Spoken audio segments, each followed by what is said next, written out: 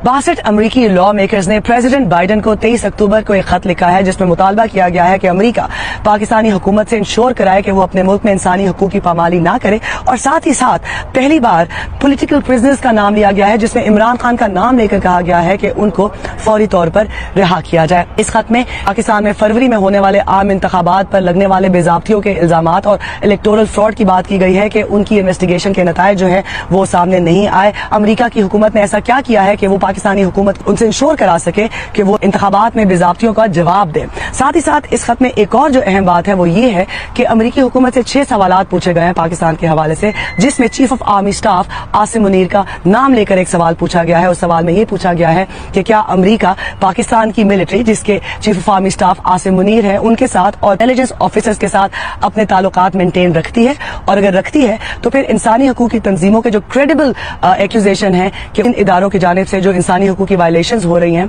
जमहूरी निजाम में जो खलल डाला जा रहा है, उनके हवाले से अमेरिका की क्या पॉलिसी है। साथ ही साथ अमेरिका से ये पूछा गया है कि अमेरिका कैसे इंश्योर कर रहा है, क्या इंडिकेटर्स है अमेरिका के पास कि वो पाकिस्तान में इंसानी हकूक की जो सूरत हाल है उसका जायजा ले रहा है, और अगर जायजा ले रहा है तो वो इंडिकेटर्स इन 62 लॉ मेकर्स के साथ शेयर किए जाए। इस खत में जिसको 62 लॉ मेकर्स ने साइन किया, जो मेरे हाथ में है, इसमें यह भी कहा गया है कि फरवरी के इंतखाबात के बाद एक्टिविस्ट और जर्नलिस्ट पर जो है उनकी फ्रीडम ऑफ स्पीच पर कदगनें बढ़ी हैं, सोशल मीडिया पर कदगनें बढ़ी हैं, और साथ ही साथ इंटरनेट तक रसाई में खलल डाला गया है। इस खत में एमनेस्टी इंटरनेशनल और human rights commission of Pakistan के जो कंसर्न्स हैं उनको कहा गया है कि ये लॉ मेकर्स ये कंसर्न शेयर करते हैं इन इदारों के साथ, जिसमें इल्जाम लगाया गया है कि इलेक्शन कमीशन ऑफ पाकिस्तान और जुडिशरी जो है वो बज़ाहिर इंडिपेंडेंट नजर नहीं आते। ये भी इल्जाम लगाया गया है कि उन पर मिलिट्री का दबाव है, और अप्रैल में उन 6 जजेस का हवाला भी दिया गया है जिन्होंने ये इल्जाम लगाया कि ISI ने उनको इंटिमिडेट किया ताकि वो जो लॉ सूट्स हैं इलेक्शन फ्रॉड के हवाले से उनमें अपने मतलब के रिजल्ट्स ले सके। क्रेग सेजार जो